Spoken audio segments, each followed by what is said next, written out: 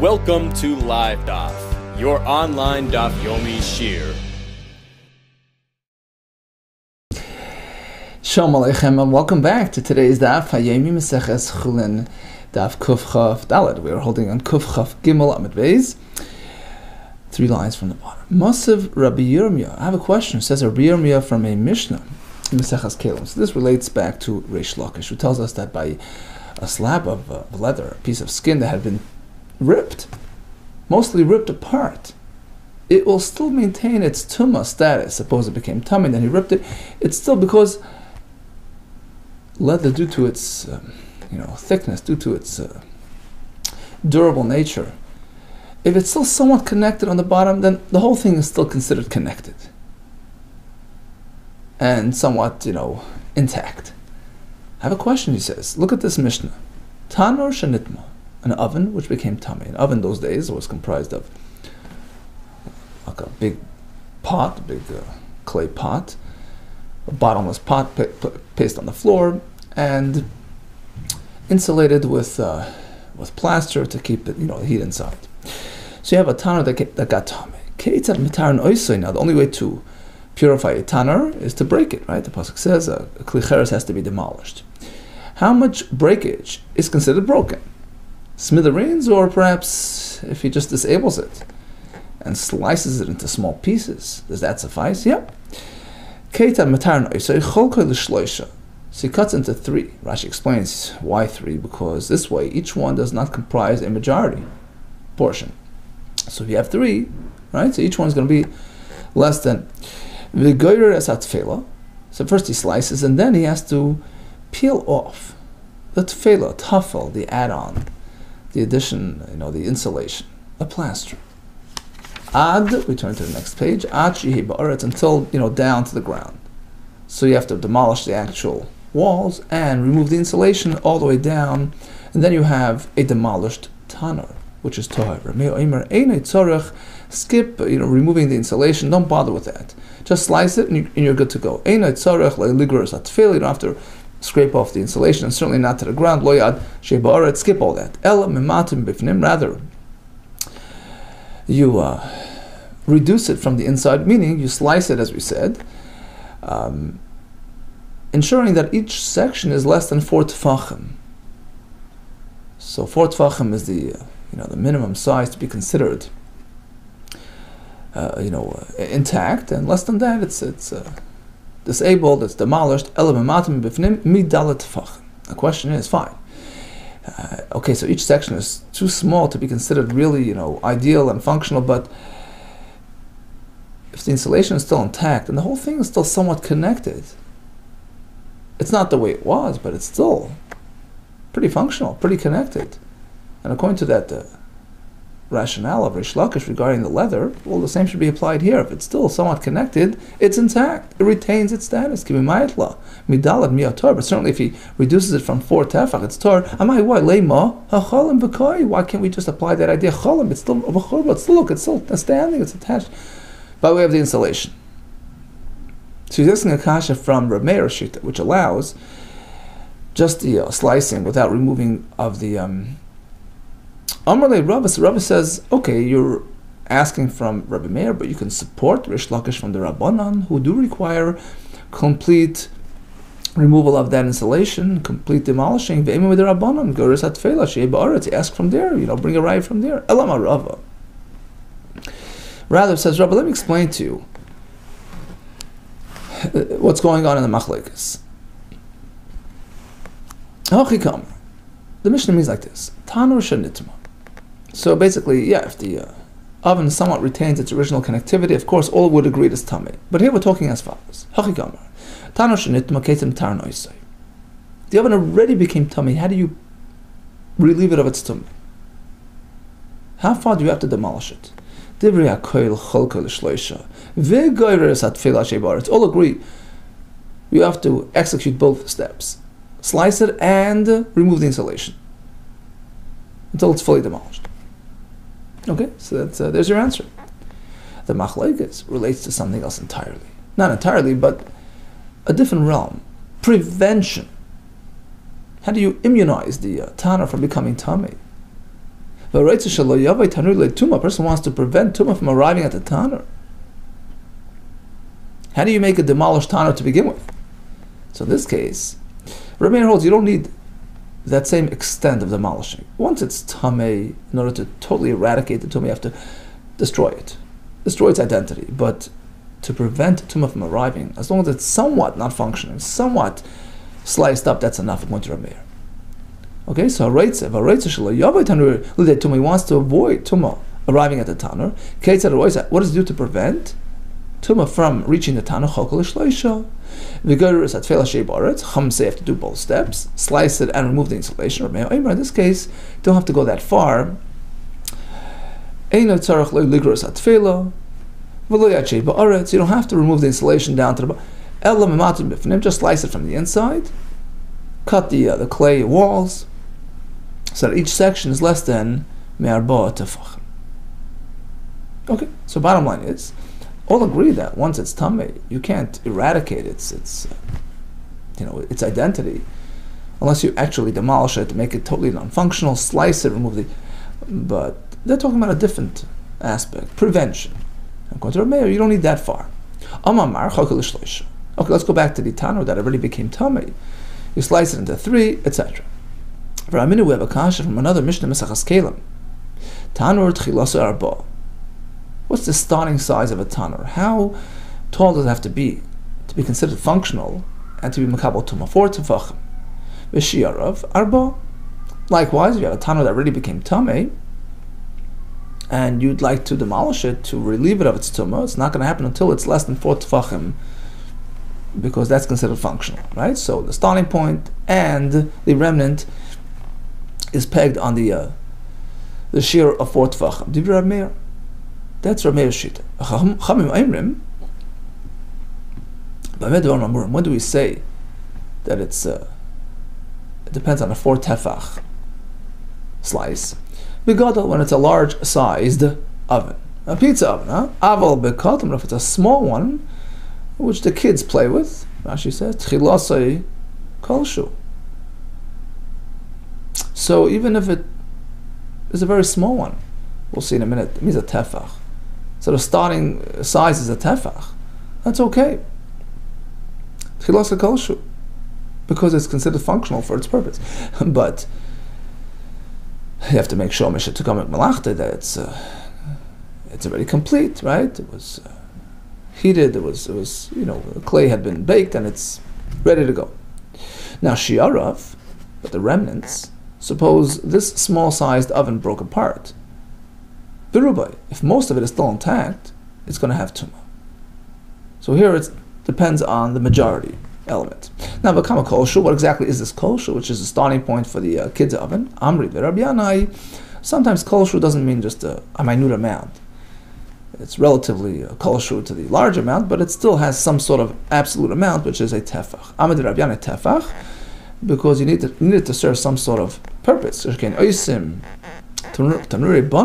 how they make the ovens for the little girls, the little kids. Tefach. Or perhaps b'nais tefach, the size of a tefach. Okay, in any case, even a tefach is considered functional in the realm of the children's oven. Okay, let's go back and make a deal. Let's analyze the wording of the Mishnah. The starting size, 4 tefach. The shirayim, right? We said v'shiyarav is also arba. Time with the ikar shiyarav arba. Apparently, the shirayim need to have 4 tefach to still retain its tumah. Haleka shiyarav arba, but if it's less than 4 tefach high, it's tar, irrespective of whether he's the majority or not. Whereas in the other Mishnah, Chachamim insisted that we slice the tan into 3 sections, so that each section comprises less than a majority portion of the tanur. So what does it depend on? The majority element or the 4 tefach element? Amri. So Ibnei HaYeshiva responded as follows. It depends how we sliced it. Hossam, in that Mishnah, where it's up to the 4 tefach amount, that Salke Mitzlak. We're speaking that he sliced it sideways, horizontally. In which case Rashi says that it doesn't sit anymore so well. It shifts. So here, unless it's 4 tefach, it has no status. In the earlier Mishnah, where they insist on slicing it to less than roiv, which means to say that if each section, unless it's less than roiv, it's not going to be tough. That's when he did it gistra, lengthwise, vertically. In which case, it's still more functional than in the other horizontal slice. Here, it's still sitting properly, leaning on each other, supporting each other. In this case, it's not going to be tar unless he splits into 3, where each section is less than roiv. Okay, so it all depends how it was done. Okay, the ultimate objective is to render it non-functional, to consider it demolished, right? An ineffective tanur. So depending on how it was sliced, that's how the shear is determined. Amar. Okay, let's go back into that. Mishnah Shior of Berubai. The Chacham made reference to a child's oven whose starting size can be a tefach, but the shiraim, the remnants, meaning once it's broken, if there's Berubai, if most of it is still intact, it retains its tumah. Now, most of a tefach, a tefach to begin with is so small and barely functional. How do you get any function, any use out of a 2-inch tefach? Berubai. Rubai, the tefach mayhami. What's the purpose of most of a tefach? It's a teeny. Amra Abaye. Shiore Godel. Berubai. When he said roiv, it wasn't on the mini oven. In that case, if it's less than a tefach, it breaks even somewhat, it's gone. Roiv pertains to a large-sized oven. In a large oven, if most of it is still intact, it's going to retain its tumah. But less than roiv is tar. Ask the Gemara. It depends on roiv. V'amri Rabbanon didn't the Rabbanon in that same Mishnah, and we're assuming that it was sliced accordingly, right? It was demolished in a similar way. In that same Mishnah that he spoke about roiv, they stated that it's dependent on 4 tefach, not roiv. So what's the breaking point? Less than roiv or less than 4 tefachim? The answer is they're always going lekula. They're being lenient. You can use both methods, both formulas, roiv or 4 tefach, whichever gets you places. The answer is like Kash has answer. He's speaking about a really big oven, tanur bar tisha, 9 tefach high. So in this case, if the section comprises less than the majority, it's going to be tar even if it has 4 tefachim. So here we can apply the roiv formula to be matar the oven. Whereas when the Chachamim spoke about 4 tefach, we're speaking about an oven which, for instance, is 7 tefach high. So in this case, if your section is less than 4 tefach, it's going to be tar even if it comprises most of the oven. So the starting point is 7, let's say it's 3 3/4, it's going to be tar because less than 4. So according to the Rabbanan, you can apply either or. Either less than roiv is tar or less than 4 tefach. Whereas according to Rab Meir, it's all about 4 tefach only. Okay, so bottom line is like this. A tanur, in order to prevent it from becoming tamei, we have a machlekes, whether it has to be sliced and insulation removed, or slicing enough is okay. Once it becomes tamei, we'll agree, at least according to this approach in the Gemara, we'll agree you have to do a proper demolishing, slicing, and removal of the insulation. And we discussed whether each section has to be less than roiv or less than 4 tefach, depending on the situation, depending on the sheet. There's another version of that Gemara that we had yesterday. We discussed a talis, garment that had become tamei. So if it's mostly torn, it loses its tumah status. And there's another version of that lesson. Lish nachrin amla, Amar Rav Huna, Mishum Rav Shmuel Rabbi Yosi, Va'afilu Shir Ba Kadei Mafaris. So once he tears it, he mostly tears it, right? Even if there's still a section on the bottom that's intact, the size of a mafiris, of a scarf, it's still somewhat functional, right? It's still going to be tar because that garment was not a scarf; it was a jacket, right? So once it's been torn, for the most part, it's tar. It loses its identity. When do we say that the talus is tar, even though there was a section on the bottom that's still, untorn? Ela talus, that's by a beged. Aval oir chashiv. But a piece of leather that became tummy, then it was torn in this manner, since it has a section on the bottom still intact. Since the leather is chashiv, it's more prominent, it's more durable. It has chashivas, and it doesn't lose its status, despite being mostly torn. So that section on the bottom still maintains its status. Rabbi Yechon Amar, afilu or namely chashiv. No, even by leather, it's not chashiv. Once it's mostly torn, it loses its status, it loses its standing. Eisvei Rabbi Yechon Rish Lakish.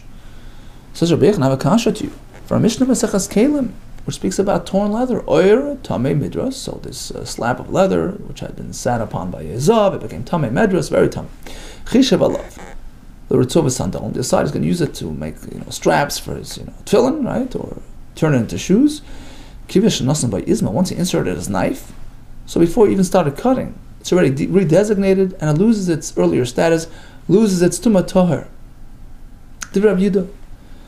It can lose its tumah provided he sliced it to the point that there's less than 5 tefach intact. Now, all agree, if he cuts it to that extent, it's going to be tar, even though there's still a section on the bottom intact. According to you, Reish Lakish, you could say, leather is chashiv, it's still one entity, it still doesn't lose its status, it's a piece of leather. Says Reish Lakish. The answer is that we're speaking about a case that he designated this slab specifically for a zav to sit on it. It wasn't just a random piece of leather that had become it was already it was designated for this purpose. And for that you need a proper sized piece of leather, 5 by 5 tefach. And since it was cut past that point, it's no longer functional for that designated purpose. Now, even Rish Lakish agrees that it's tar. Right? So that's how the Gemara responds based on Rish Lakish's approach. It all depends. Rish Lakish is speaking about a regular piece of leather which wasn't designated for this specific purpose. So in that case, Rish Lakish says if it's still somewhat connected, it retains it. But here, you mavatal, you nullified its status, you nullified its use, its function. Even Rish Lakish agrees, if it's cut this far, it's tar. Continues the Mishnah. We have a piece of hide on which there is a full shiur, a full amount, a kazayis of basar, a basar of a dead animal, of an avela, which of course transmits tumah. Now, hanageh b'tziv. Tziv is a little strand extending from that clump of meat.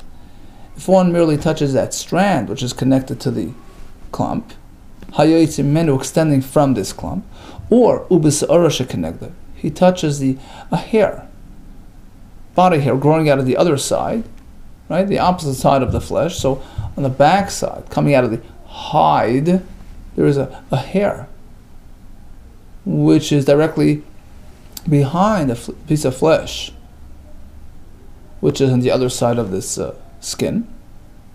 Tamei, he becomes tamei because in the first case it's rather simple, because he's touching the kazayis, even though he's not actually touching the full kazayis, just a strand which is connected to.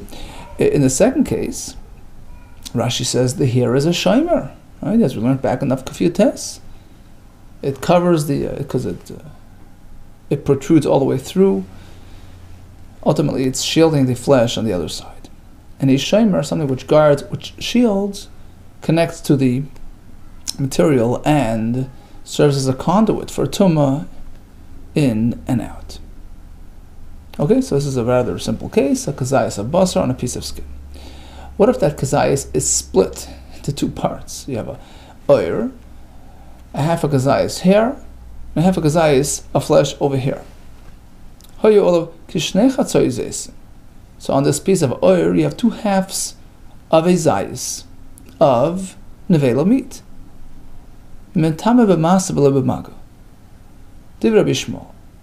Says Rabbi Yishmael, if one lifts this piece of oir with the halves on it, he will receive tumah because he's carrying a full amount, sum total of a kazayas between both halves, which are being carried by this fellow. But if he actually touches them, he's not going to become tummy because he hasn't touched a full kazayas, a single kazayas. And you can't combine the two halves with respect to contact, which has to be a direct physical contact with the kazayas. So on the one hand, when it comes to carrying, ultimately you carry the kazayas. Between both of them you have a kazayas, and that's what he carried. But in terms of touching, that's only when you touch a kazayas, which he didn't in this case. So even though he's touching both halves at the same time, but it doesn't really combine into one act of touching a kazayas. That's Rabbi Shmuel's opinion. Rabbi Akiva takes it a step further. He says two halves on a piece of leather are batal. They become nullified, become secondary to the leather because they're just little slivers. Rabbi Akiva Omer loy b'magav loy b'mas, and therefore even if he lifts it, let alone touching, even if he lifts it, lifts the oir with the two halves on it, he's not going to become tummy because it's batal to the skin. So that's only when it's sitting on skin. U'moide Rabbi Akiva. Of course, Rabbi Akiva would agree. If it's not situated on a piece of skin, just two halves of a zayis freestanding, connected by some sort of toothpick, right? B'shnei chatzoy, two halves of a zayis of this flesh. Shetchavan bekisam, which he connected through an inserted toothpick. So now they're connected artificially. And he moved it around. Of course, he's tummy because in this case there's no external force overriding. There's no leather. There's no oir that's nullifying anything. So why in the earlier case, when they're situated on that piece of skin, do we say it's tahir? Because the skin, that piece of oir, is interfering, is mevatel those measly pieces of flesh.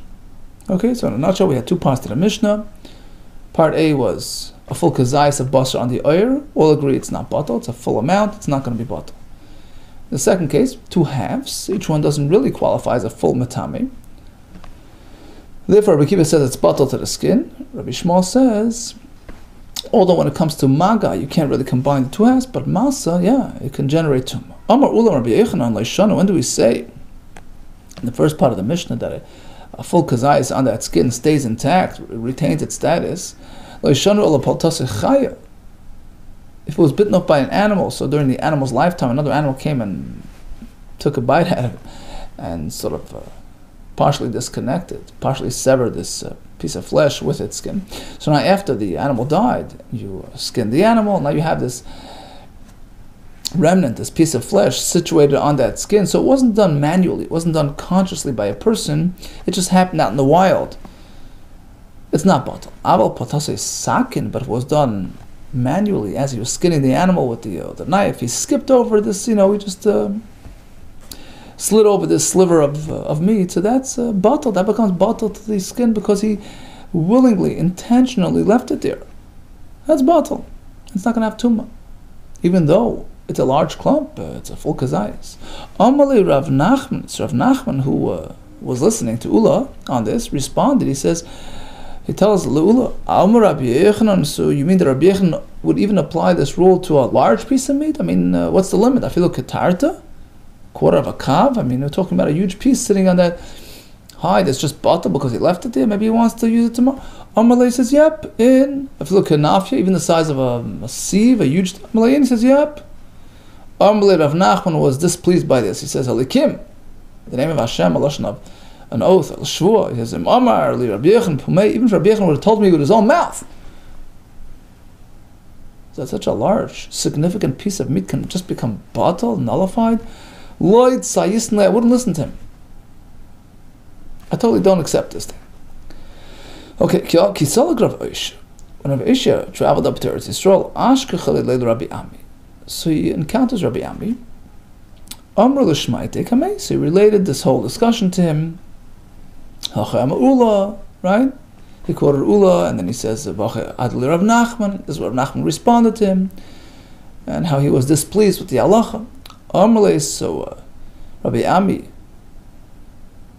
responds, he says, Umishum, I mean, just because Rav Nachman is son-in-law by the leader, by the Nasi, well, that gives him a right to speak out so directly and so forcefully against this halacha. Umishum, Amalei Mishum de Rav Nachman, just because Rav Nachman is chasnei de bnei Sio, he's the chasnei, the son-in-law by the Nasi, also b'shmaite de Rabbi Yochanan. I give him a right to disregard Rabbi Yechanan's halacha. Even if he would have told me, I wouldn't listen to him. Okay. Zimnin, at another opportunity, Ashkechei. So, Rabbi Ra'ishya encounters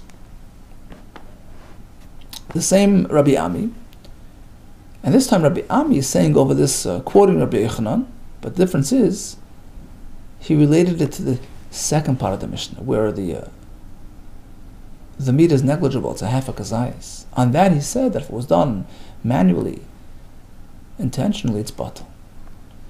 Ashkechehi meets him the Yosef Ka'amala HaSeifa. He was sitting and saying over this halacha of Rabbi Yechon, the Seifa, on the second part of the Mishnah, where the clump of meat is much smaller than a kazayas. So on this oir you have two halves of a zayas. Mitame v'masav le'b'maga. Divi Rabbi Shmuel. Rabbi Shmuel maintains there is masa, there's no maga. Kiva omer le'b'maga le'b'masa, there's no maga or masa. On this we have Amar Rabbi Yechanan. When can we say that the meat retains its status? Amar Rabbi Yechanan le'shana l'patase chayev. It was done out in the wild, in the jungle. Ava patase sakin bottle. But if it was skipped over while skinning the animal, it was done manually, it's batal.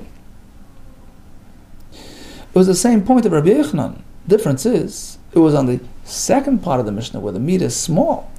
Hamalei, so Rabbi Oisha double-checked with Rabbi Ami. He says, it's a new version, I never heard it this way. Mar, the master, you, Aseifa Masnala? So your version is that it applies to the Seifa? Amalei, he says, yeah. He says, the Amalei says, yeah. Meaning, what he meant to say is, the only reason why Rav Nachman came out so forcefully was because it was presented to him as though this point applies to the first part of the Mishnah. A large piece of meat is batal. He found that hard to believe. But this approach would have been perfectly fine with him. Two, little pieces, a bottle, yeah, that makes that he would be fine with. So Rabbi Ami says, really? And you had a different version? You mean to say that when Ula told you the halacha from Rabbi Yochanan, that if it was manually skipped over its bottle, he was on the first part of the Mishnah? That's how he related it to you? Amarlei says, yeah. Amarlei says, now I understand why. But Rav Nachman had a hard time accepting it. He says, I'm also on board on that. He says, yeah, Amalei Lakim, the name of Hashem, Amalei Yeshua Benon Mishmei. Let's say Yisenlei. He said it even more. He says, even Yeshua Benon, who was the great Talmud of Moshe Rabbeinu, Lo Yomish B'Teich Oil, he was glued to Moshe Rabbeinu. Even if he would come and tell me the name of Rabbi Yochanan, I wouldn't, it's an expression. Meaning, even if, regardless of the source, I would not accept the halacha. Let's say, listen, I wouldn't accept it. I wouldn't believe it as true. On the Seifa, okay, but not on the Reisha. It's a real piece of meat, a kazayis. How could that be bottled? Ki also Ravin, v'chol nechusa. In fact, when Ravin and all the other chachamim who traveled down to Bavli, when they came, they related that in fact, Rabbi Yechanan's halacha applies to the reisha, amru reisha, that it's bottled to the skin despite its large contents, large volume.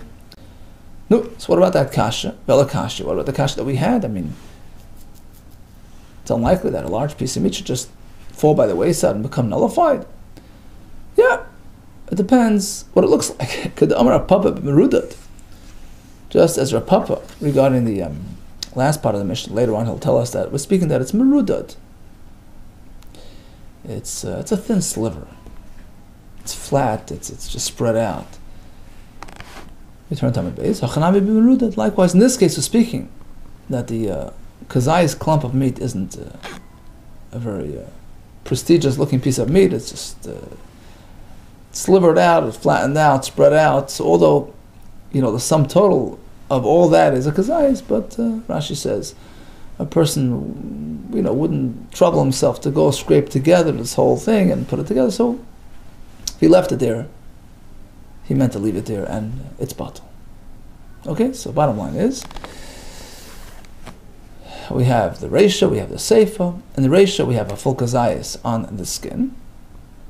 The Mishnah says it's still tamei. In the seifa, we have 2 halves on the skin. Rabbi Kiva says, it's tar, it's batal to the skin. Rabbi Yishmael says it still maintains tumah to a certain extent. Then we had Rabbi Yochanan, who was quoted as saying that if it was done manually, if it was just skipped on during the skinning process, then of course it's batal.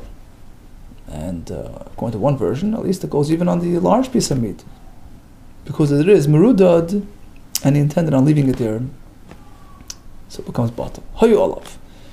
Let's move on to the second part of the mission. On this oyer, we have 2 halves of his eyes. Rabbi Kiva maintains it's batal, because the oyer is mabatal, the 2 halves, due to their insignificance in size, whereas Rabbi Shmuel maintains that it still holds on to its status, it's still tamei, but he mentions masa. So if you carry the whole package, you're still tamei because ultimately you carry the kazayas. But if you're touching it, there's no tumah. Now, what does that mean? How did you touch it? Two options: either directly from the front, so you put one hand on this half hazayas, the second hand on the other half hazayas. You want that to sort of, the split contact to sort of join together. Or he could have touched it from behind, on the skin. Behind the, as a shimer. The skin is a shimer. It's guarding, it's protecting the integrity of that basar. So what happened here? Rabbi Shmuel says there's no tumas maga. Is it because he only touched it from behind? And since the kazayis is not a full kazayis, it's 2 halves, so that skin does not qualify as a shomer. Rashi brings, apparently we're going with a shita, that you need to have a full kazayis for the shomer to qualify as a shomer, to serve as a conduit of tum in and out. But here, since it's 2 halves, they're not really joined together as one entity, so the shomer doesn't really act as a shomer. That's one way to look at it. But if you would touch it directly from the front, directly on the skin itself, touch the flesh directly, even if it's 2 separate hands, but if it's happening at the same time, it does join together as one negia. Or you can say no. Even if you touch the flesh directly, you can't combine that split negia. We have machlekes on this. So machlekes is in how to understand Rabbi Shmuel, who says there's no maga when it's a split piece of meat. Amar bar Pada leishona, it's only true el ma'achrav. When he contacted it from behind, he touched it on the skin side. Skin is not going to qualify as a shomer, aval milfanav. But direct contact with the flesh itself, of course he's tamei. Yesh noigea v'choyzer v'noigea, Rashi says, kolay mashtei negiyos, mitzvah for 2 negiyos, 2 touchings, 2 points of contact. For example, one hand on this piece, one hand on the other. Even if it's happening simultaneously, you can't. You could. Since it's happening at the same time, even though it's split, you can combine it. It's one interaction with a kazayis. That's Rav Pada's opinion. So again, only as a shomer it doesn't work, but if it's direct contact, it works. Rabbi Yechon Amar ein negea v'chayzer v'negea. Comes Rabbi Yechon, he says no, even direct contact with the flesh, since it's two halves, you can't join together that split negea. V'azda Rabbi Yochanan Tamei. Rabbi Yochanan is consistent with his own approach. Rabbi Yochanan, as he told us elsewhere, that Rabbi Shmuel, who is the author of our discussion, Rabbi Daisa ben Harkinas, that's regarding a different Mishnah, speaks about tumas oil, right? The kazayis of a dead person, which is metame, anything within its oil, right? Let's say it's split into two pieces. So Amr Dover Echad, both opinions are on the same track, as follows: Rabbi Shmuel Hadamar, Rabbi Shmuel, as we just quoted, that according to Rabbi Yechanan's approach, even direct contact with the flesh, if it's a split contact, it doesn't join together, it doesn't combine. And Rabbi Daisa ben Harkinas, who says a similar halacha regarding tumas oil, if you split the kazayis, it no longer transmits tumah in the oil. This not kolam mitamin.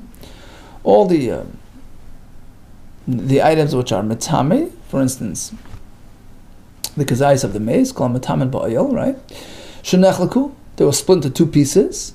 Then they would transport it into the room. Rabbi Daisa ben Harkinas mitar. He says anything in the room is okay because a split kazayis no longer transmits tumah. Chachamim mitame. They say it is mitame, even though it's split into two. Ultimately, in the room you have a kazayis.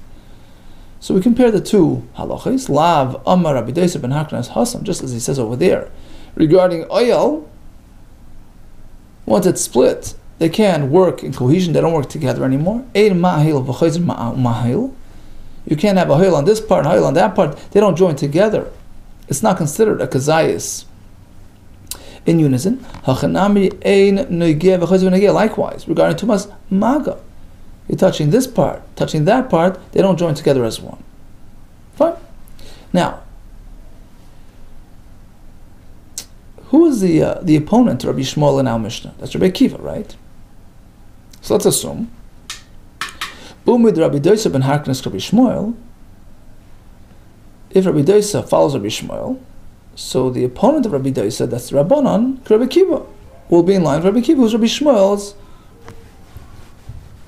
opponent, so to speak, right? So at this point, we're thinking Rabbi Akiva must hold that you can combine the split maga. Hold it. If you take a look at the Mishnah, Rabbi Akiva by us says exactly the opposite. Rabbi Akiva tuhuri komitayr. Rabbi Akiva is the one who says it's completely tar, right? If it's two halves on a piece of leather, it's completely tar. Not masa, not maga. Says the Gemara, listen to this flip. Yeah, because it's sitting on a piece of skin and the skin overrides it. Skin nullifies it. It's a totally new factor in the equation. But in theory, conceptually, he would hold that you can have a split maga. Suppose you remove this interfering entity, the skin here that's overriding, it's getting in the way. Just have two freestanding pieces of flesh, half as ice in each. Ad kan like komentar Akiva l'ba'or. Akiva considers it tar when it's attached to a piece of oil, which is mabatal of a b'malma, but otherwise, without the skin factor, metame. Of course, it would be metame if you touch two halves at the same time. Ketani seifa. You see from the ending of the Mishnah that is the overriding factor in this case. That is what's happening here. Rabbi Akiva would agree. There's no skin involved. There's two freestanding pieces of meat, two halves of azayis, shetachim b'kesim, stuck together with a toothpick. You sit and you move the rash. Of course he's tummy, because there's no bittel. Why does Rabbi Akiva consider it tar if it's sitting on the skin? Because the skin is mevatel two halves. But otherwise, setting aside the skin factor, if you touch two halves at the same time, you're a tummy. Okay, so bottom line is, two halves sitting on oir, Rabbi Akiva says, is completely tar. It's batal. Rabbi Shmuel disagrees. So if you lift it all together, your tummy as masa. If you touch it from behind as a shomer, it won't qualify as a shomer because it's not really encasing a full kazayas. But if you touch both halves from, directly, Pada says that he's tamei. You can have this simultaneous, double contact. Whereas Rabbi Yochanan says no. Ein negeya v'chayziv negeya. You can't have the split negeya. Masiv Rav Ukfra v'acham. He has a question from a brayso. Benivlasan. The pasuk says you touch the nevela. It has to be a full kazayas as one entity. You can't have two split, a split kazayas, two pieces sitting. That's not going to give you tumah. As opposed to a piece of skin on which you have the two halves of zayis. Okay, yochalap b'masa. What if you lift the whole thing as one? Right, so the next pasuk speaks about if you carry it, you become tummy. Rabbi Shmuel. According to Rabbi Shmuel, even though there's no tumas maga here, whether we're talking that he's touching it from behind because the shomer is not activated in this case, or whether even if you touch it directly on the flesh side, according to one opinion, right? So even though there's an aspect of maga which is not applicable, but masa, why not? Ultimately, he's carrying a sum total of a kazayis. Div Rabbi Shmuel. So according to Rabbi Shmuel, it's not really linked. You can have masa without maga. Rabbi Kiva Omer, no. He says, how could you split the two? One pasuk speaks about touching, one about carrying. We connected; they're linked. As shebalachal maga, balachal masa, something which is open to maga, which is susceptible to tumas maga, which will impart tuma by way of direct contact. Balachal masa, right? So masa would apply as well. Loy balachal maga, but something which is exempt from maga, as in this case. Loy balachal masa will be exempt from masa as well. You can't split the two. Now, we're assuming that according to Rabbi Shmuel, there's no maga. That triggered Rabbi Kiva's kasha, right? How could you have one without the other? V'misa, but according to that one opinion, which is Bar Pada, that sure, from behind you can't, but directly on the flesh you can touch. Even a split touching works. Haribel chal maga b'lefana. So maga does apply. He's touching it from the front. Amarava, but it's still missing some element of maga from behind. And that's what Rabbi Kiva meant to say. He says it's missing somewhat of an element. It's not a full maga, so then you can't have masa either. Amarava chikamar. This is what Rabbi Kiva meant to say. Ashabol chal maga b'chol tzad. Only something which is open to maga on all sides, in all aspects. That has masa as well. Bol chal masa. But otherwise, if it's missing some element of maga, then there's no masa either. Loy bol chal maga b'chol tzad. Then loy bol chal masa. There's no masa either. If there's no maga, completely there's no masa at all. Okay. Now, there are two ways to learn Rabbi Shmuel now. Is he disagreeing with his whole linkage? Meaning, even if it's, not open to maga, it could still have masa. Or, in theory, perhaps he agrees that it's linked. But in this case, he says it's perfectly there because you have at least some element of maga. Here comes the next discussion. That triggers the next shaila in the Gemara. Ba'imene Rab Avya Sava. So he asked me, Rab Barafuna. Kulis is like a hip bone full of marrow. Stuma, it's fully sealed, so you can't actually contact the edible material. It's of an avela, right? An avela's bone is not matami. Only edible material of an avela is matami, which is the marrow inside. You can't access it; it's sealed. There's no tumas maga there, right? Little bit Shmuel, but according to Rabbi Shmuel, what would you say? Is there tumas masa on this sealed bone or not? Mao shetatami, and some add the word b'masa. What's the question? Is Rabbi Shmuel? Does Rabbi Shmuel concur with this linkage? Es shebalachal maga, balachal masa. That masa only applies to something which is open to maga, which in this case you don't have. Loy balachal maga, loy balachal masa. But if there's no maga, there's no masa. So in theory, he agrees to this concept, except that by the previous story with the two halves stuck on the skin, he says, "Listen, it's fully linked. There is masa because there is maga." What do you mean? Where's there maga? Because there's maga directly if you touch directly. In the case of the split kazayis on the skin, the reason why there's masa, because there is maga, milafanav, if you touch the flesh directly. Leslie, on the other end, you can say perhaps Rabbi Shmuel doesn't hold this whole linkage, and therefore it doesn't bother him that by the split kazayis on the skin there isn't a full maga. If you touch it from behind by the shomer, there's no issue there.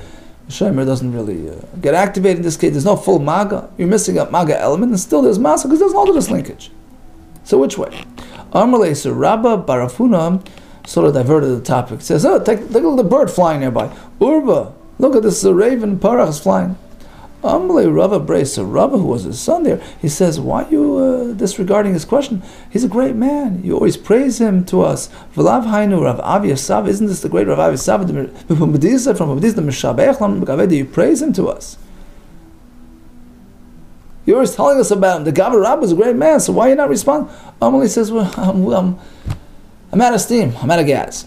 I just finished a big shir, and this is a deep topic. I'm not really up to it. That's all. I apologize. Amalei ani ayoyim. And he quoted the pasuk in shir. Shirim samchunim b'shishes. Shishes is some rolls, serve me something to eat. I have to. Rashi says this was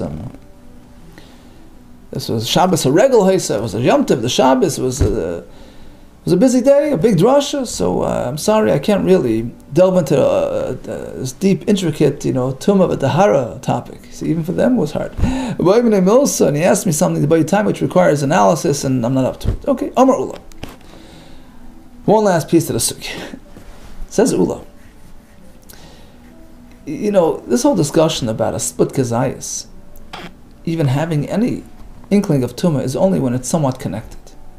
The two halves are somewhat connected, even with a sliver of meat connecting them, which would allow it to be carried together, theoretically, to be carried together, even though it's not fully connected, properly connected. For instance, Rashi Taisus explains you have a larger piece, a smaller piece, and if you would hold this smaller piece, the larger one will just snap off. But as long as if you hold the larger one, the smaller piece will come along, that's enough of a connection to qualify for some tumah. It's still considered a split kazayis regarding that question of split touching and all that, but it is somewhat connected to even entertain the concept of tumah. But in fact, if you have two halves, which are totally separate, which were held together by this toothpick, even if he moves around this thing, waving it back, he's tar. My time, you know why? The pasuk says one who carries the impurity is tamei. Now, it's not spelled with a yud, right?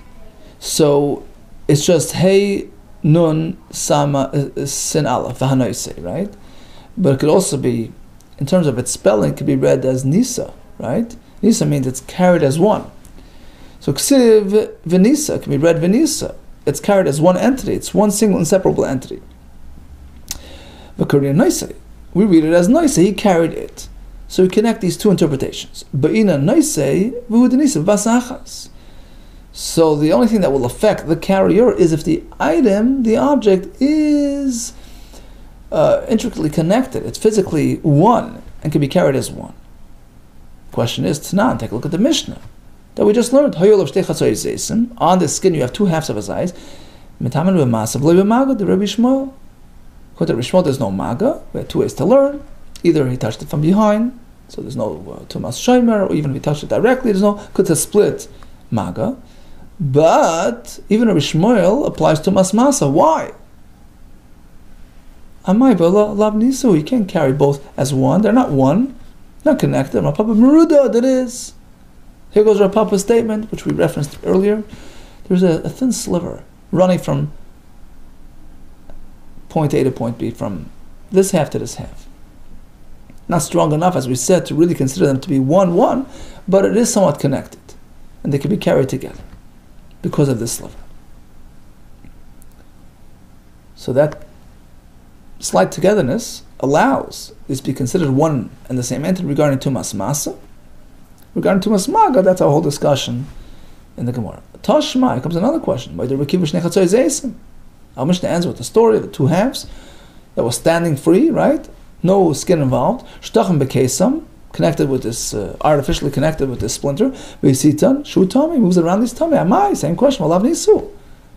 Both halves are not going to be carried together as one. They're not one and the same. Not physically connected. Once again, Achram Merudad was speaking that it is somewhat connected with this thin sliver. Tanoi. Really, this whole chiddush, this whole halacha is really contingent upon a machlekes tanoim, whether or not they have to be somewhat connected to activate tumah. If one touches or moves around two halves of his eyes, he's going to be tummy. Likewise, if he carries it. Well, if you carry, you're moving it. What's he adding? Once he's carrying it, isn't he moving it? What's he adding? Rather, the Bryce means like this. Tanakama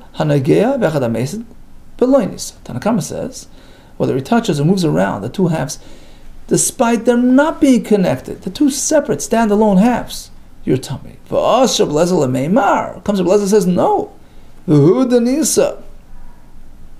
There's one condition. Nisa b'vas achad, it has to be somewhat connected for them to generate tumah. Umayaf. So why did he say af? Af sounds like he's adding, he's expanding, he's actually limiting. Ema, we have to modify the wording in the price of who. Ema b'hu denisa, provided that it's somewhat connected and can be carried together as one. Okay, let's try to make a quick chazara of the daf. Let's start from the end of the daf and work our way back up. So ula Torah sa halacha chidush. Noisei dume denisa. You have 12 halves of a zayis. They're not going to activate, not going to trigger any tumor unless they're somewhat connected, or at least some sort of sliver that connects them. Okay, so that's the first condition. Once you have that in place, the next question is, how are you going to get tumah from this thing? So if you carry it, of course, you're a tumah. Tumas masa does apply. What about tumas maga? So that's contingent on that machlokes. Some opinions hold that if you touch it, right, both halves at the same time, even though they're separate, somewhat separate, right? It's like a split touch. Ultimately, you touch the kazayis in your tummy. Whereas the other shita holds no. You have to touch one single clump, which this thing doesn't qualify.